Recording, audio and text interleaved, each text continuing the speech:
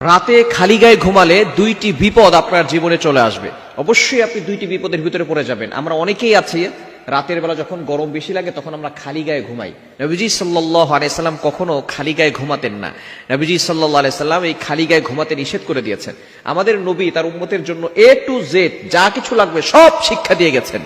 সালমান ফারসি রাদিয়াল্লাহু তাআলা আনহু বলেন, আমাদের নবী আমাদেরকে একেবারে বাবা যেভাবে সন্তানদেরকে শিক্ষা দেয় এইভাবে আমাদেরকে শিক্ষা দিয়েছেন। আপনি কিভাবে টয়লেটের ভিতরে ঢুকে পরিষ্কার পরিচ্ছন্নতা অর্জন করবেন সেটাও নবীজি সাল্লাল্লাহু আলাইহি সাল্লাম শিক্ষা দিয়েছেন, এবং আপনি কাবা ঘরের ভিতরে কিভাবে নামাজ পড়বেন সেটাও নবীজি শিক্ষা দিয়েছেন। সুতরাং আমাদের নবী হচ্ছেন আমাদের রুহানি পিতা। পিতা যেভাবে সন্তানদেরকে শিক্ষা দেন, আমাদেরকেও নবীজি সাল্লাল্লাহু আলাইহি ওয়াসাল্লাম এভাবে শিক্ষা দিয়েছেন কিভাবে তার উম্মত জান্নাত পর্যন্ত চলে যাবে। সুতরাং রাতের বেলা খালি গায়ে ঘুমাবেন না। রাতের বেলা যদি আপনি খালি গায়ে ঘুমান, এক নাম্বার বিপদ হচ্ছে ফেরেশতারা আপনার জন্য বদদোয়া করবে। কেননা ফেরেশতারা কিন্তু লজ্জাশীল অনেক বেশি। ফেরেশতারা আপনার পাশে কিন্তু সব সময় থাকে। প্রতিনিয়ত 20 জন ফেরেশতা আমাদেরকে প্রটেক্ট করছে, হেফাজত করছে প্রতিনিয়ত। লাহু মুআকিবাতুম মিন বাইনি ইয়াদাইহি ওয়া মিন খালফি ইয়াহফাযুনাহু মিন আমরিল্লাহ। আল্লাহর অর্ডারে প্রতিনিয়ত আমাদেরকে 20 জন ফেরেশতা সবসময় প্রোটোকল দিচ্ছে এবং আমাদেরকে হেফাজত করছে। আমাদের সামনে একজন ফেরেশতা, বামে একজন ফেরেশতা, ডানে একজন ফেরেশতা, বামে একজন ফেরেশতা, এই 4 জন ফেরেশতা সামনে, বামে, ডানে, পিছনে আছে। এবং এই 2 চোখে 2 জন ফেরেশতা আছে, 2 নাকের ছিদ্রে 2 জন ফেরেশতা আছে, কানের ছিদ্রে 2 জন ফেরেশতা আছে। তাহলে এখানে হচ্ছে 6 জন, আর সামনে পিছনে বাম পাশে ডান পাশে হচ্ছে 4 জন, মোট হচ্ছে 10 জন। এই 10 জন সকাল থেকে সন্ধ্যা পর্যন্ত ডিউটি পালন করে।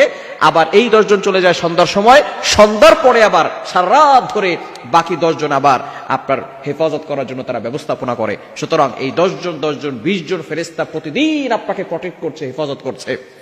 যদি এই ফেরেশতারা আমাকে আপনাকে প্রটেক্ট না করতো, হেফাজত না করতো, তাহলে মুরগির বাচ্চাকে যেভাবে কাক অথবা চিল পাখি, যে পাখিগুলো আছে, বাস পাখি আছে, এরা মুরগির বাচ্চা খেয়ে ফেলে, যেভাবে মুরগির বাচ্চাকে ছো মেরে উড়িয়ে নিয়ে যায়, সেভাবে যদি ফেরেশতারা আমাদেরকে প্রটেক্ট না করতো তাহলে এই মুরগির বাচ্চাদের মতো জিন জাতি আমাদেরকে ছো মেরে উড়িয়ে নিয়ে যেত।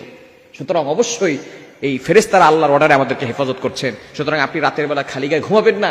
ফেরেশতারা এতে লজ্জাশীল হন এবং আপনার জন্য দোয়া করেন না। এজন্য অবশ্যই এই বিষয়গুলো খেয়াল করতে হবে। দ্বিতীয় নাম্বার হচ্ছে, যারা রাতের বেলা খালি গায়ে ঘুমায় তাদের বিভিন্ন রোগ হওয়ার সম্ভাবনা আছে এবং জিনের আসর লাগার সম্ভাবনা আছে। বর্তমানে আমাদের সমাজে জিনের আসর এবং কালো ম্যাজিক, জাদুটোনা এগুলো বেশি হচ্ছে। রাতের বেলা খালি গায়ে ঘুমালে, আবার অনেক পুরুষ আছে দেখবেন রাতের বেলা সে এমনি সকালবেলায় বের হচ্ছে খালি গায়ে, মানুষ তার শরীর দেখছে, এটা দেখলে কিন্তু বদনজরের সম্ভাবনা আছে এবং জাদুটোনা এবং জিনের আসর লাগার সম্ভাবনা আছে। মনে রাখবেন, বদনজর একজন সুস্থ মানুষকে অসুস্থ করে ফেলে।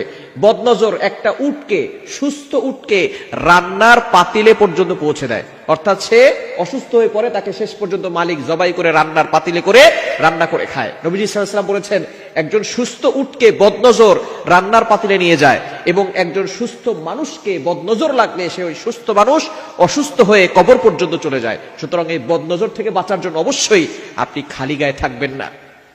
আপনি সবসময় কিছু না কিছু আপনার গায়ের উপরে দিয়ে রাখবেন। খালি গায়ে রাতে ঘুমাবেন না, তাহলে 2টি বিপদ আসবে। ফেরেশতারা দোয়া করবে না। 2 নাম্বার, অবশ্যই জিনের আসর, রোগ বালাই আপনার উপরে আসতে পারে। আল্লাহ তাআলা আমাদের সকলকে এই খালি গায়ে থেকে ঘুমানো থেকে বিরত থাকার তৌফিক দান করেন।